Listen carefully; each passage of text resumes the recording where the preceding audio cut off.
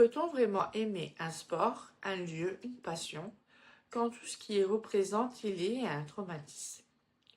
C'est la question centrale que pose Léa, Affronter les ombres du passé, un roman d'Irène Haché qui explore avec justesse la reconstruction après un choc émotionnel profond. Ce livre s'inscrit dans une fiction contemporaine à forte dimension psychologique, où le sport devient à la fois décor, déclencheur et symbole. On y retrouve des tropes comme le traumatisme post-événement, la reconstruction lente, le soutien imparfait de l'entourage, la peur du retour, mais aussi la solidarité, l'amour discret et la résilience. Les thèmes sont nombreux. Le deuil, l'anxiété, la culpabilité du survivant, la pression collective, le consentement émotionnel et la difficulté d'avancer quand le corps se souvient avant l'esprit. Le récit s'ouvre sur un événement marquant lié au hockey, une mêlée, une chute, un corps qui s'effondre sur la glace. Le silence remplace le tumulte et quelque chose se brise définitivement. Cet instant suspendu marque l'origine d'une fracture invisible dont les répercussions traversent tout le récit. 2 ans plus tard, Léa réapparaît dans un environnement où le hockey est omniprésent, mais dont elle se tient à distance. Elle patine encore, mais autrement.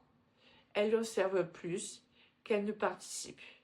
Elle avance, mais en évitant soigneusement ce qui pourrait la faire basculer. Autour d'elle gravitent plusieurs personnages. Une équipe de héroïnes de hockey, les panthères d'acier, des figures marquées elles aussi par des pertes, des silences et des blessures non résolues. Progressivement, Léa se rapproche du groupe, notamment à travers Josh, avec qui se construit une relation faite de patience, de maladresse et de respect. Mais chaque pas vers le hockey compétitif ravit des sensations enfuies. Le bruit, la glace, la foule, l'urgence. Le roman alterne entre tentation d'ouverture et de recul nécessaire, montrant que la reconstruction n'est jamais linéaire. À travers des matchs, des entraînements, des confrontations entre équipes et des scènes plus intimes, l'histoire aborde aussi les traumatismes des autres personnages. Rose, Sohan, Jérémy, Mathéo. Chacun porte sa propre manière de se vivre, parfois maladroite, parfois courageuse. Plus le récit avance, plus la question devient claire. Faut-il affronter ce qui fait mal à tout prix, ou accepter que certaines blessures exigent du temps, voire des renoncements? La réponse du roman n'est ni simple ni rassurante, et c'est précisément ce qui en fait sa force. C'est un roman que j'ai eu la chance de travailler en bêta lecture, et un réel plaisir de le redécouvrir aujourd'hui, avec le recul de la lecture complète. Ce qui frappe d'abord, c'est la retenue du texte. Rien n'est démonstratif, rien n'est forcé, et pourtant l'essentiel est là. La peur de Léa n'est jamais expliquée frontalement. Elle est ressentie, elle s'inscrit dans le corps, dans les réactions physiques, dans les silences. On comprend très vite que aller mieux ne signifie pas être guéri, mais apprendre à composer avec ce qui reste. Le roman respecte profondément le rythme intérieur de son personnage. Il ne la pousse pas, il ne la corrige pas, il accepte ses limites. Même les gestes bien intentionnés peuvent être mal ici. Même l'amour peut se tromper.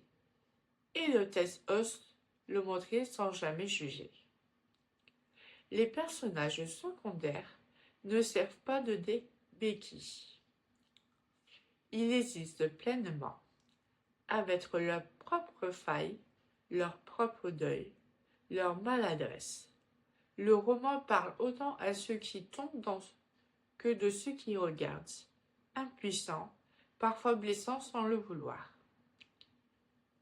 La fin du roman propose un moment suspendu, brut et définitif. Elle ne cherche pas à apaiser, mais à reformuler. Elle redonne un autre sens au mot affronter. Non pas une victoire, mais un choix impossible, posé dans l'urgence, avec des conséquences irréversibles. C'est une fin qui reste longtemps. Léa affronter les ombres du passé est un roman qui ne promet pas de la lumière au bout du tunnel. Il propose autre chose, avancer avec l'ombre, apprendre à vivre avec elle, sans se trahir. Si vous aimez les récits psychologiques sensibles, les personnages profondément humains et les histoires qui respectent la complicité du traumatisme, ce roman pourrait vous toucher. Et si vous l'avez déjà lu, peut-être que votre regard viendra, à son tour, enrichir celui de Léa. Peut-on vraiment